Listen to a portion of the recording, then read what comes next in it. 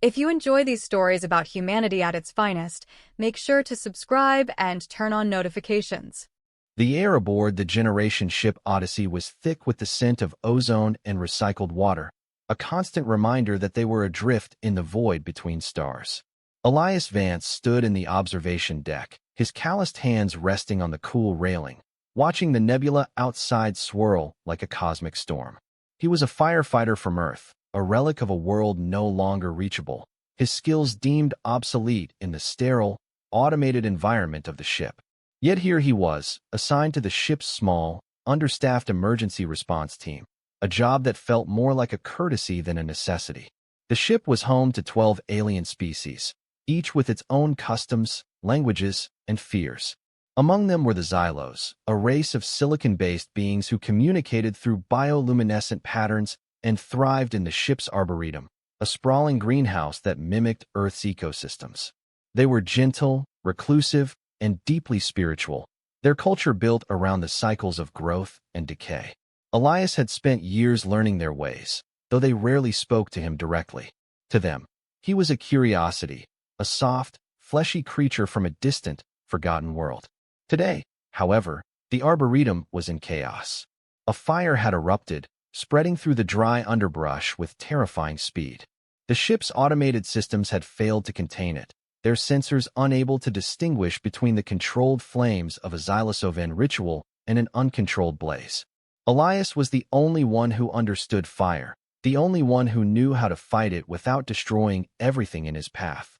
He suited up, feeling the familiar weight of his gear, the familiar thrum of adrenaline in his veins.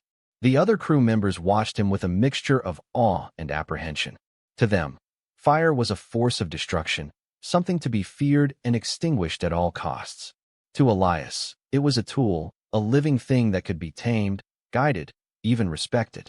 As he stepped into the arboretum, the heat pressed against his suit like a physical weight, the roar of the fire drowning out the Xylos' silent, panicked light shows. The arboretum was a labyrinth of towering ferns and crystalline trees, their surfaces glowing with soft, muted colors. Now, the flames had turned those colors into a hellish display of orange and red, the smoke thick enough to choke. Elias moved through the smoke, his helmet's visor fogging as he scanned for the source of the blaze. The Xylos had fled to the upper levels, their bioluminescence flickering erratically, a silent scream of fear.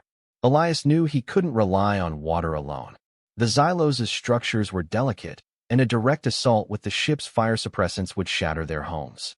Instead, he fell back on the oldest techniques, clearing brush, creating fire breaks, letting the fire burn in controlled patterns.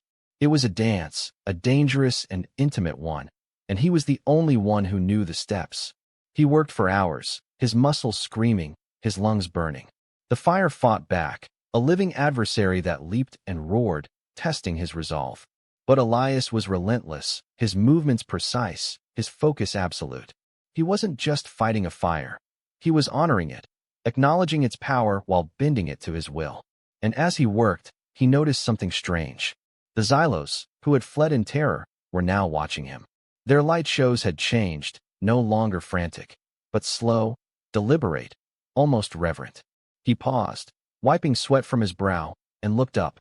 The Xylos were gathered on a high ledge, their forms silhouetted against the smoke. Their bioluminescence pulsed in time with his movements, a rhythm that spoke of awe, not fear. For the first time, they weren't seeing a monster. They were seeing something else, something they didn't understand, but couldn't look away from. The fire was finally under control, its embers glowing like dying stars.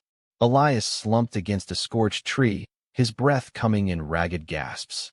The Xylos descended slowly, their movements cautious, their light shows soft and warm. One of them, taller than the rest, stepped forward, its surface shimmering with patterns Elias had never seen before. It extended a crystalline appendage, not in threat, but in offering. Elias hesitated, then reached out, his gloved hand meeting the Xylos' touch. A wave of emotion flooded his mind. Not words, but feelings, gratitude, wonder, and something else, something ancient and profound. The Xylo was thanking him, but it was more than that. It was acknowledging him, recognizing him as something other, something sacred. From that day on, the Xylos treated Elias differently.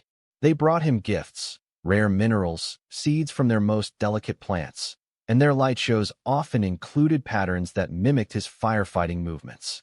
They didn't worship him, not exactly, but they saw him as a conduit, a bridge between their world and something greater. Elias was unnerved by their reverence, but he also felt a strange kinship with them. They, like him, were survivors, clinging to life in the vast emptiness of space. Meanwhile, the ship's sensors detected something else. Far beyond the Odyssey, in the dark expanse between stars, something was singing. It was a song that spanned light years, a telepathic cry from the Leviathans, ancient, ocean-dwelling beings who communicated through vibrations in space itself. They were the oldest sentient life in the galaxy, and they had noticed the Odyssey. And they had noticed the Xylos' sudden shift in behavior. The Leviathans didn't understand what had happened, but they felt it, a disturbance in the cosmic harmony, a flicker of something new and chaotic. And they feared it.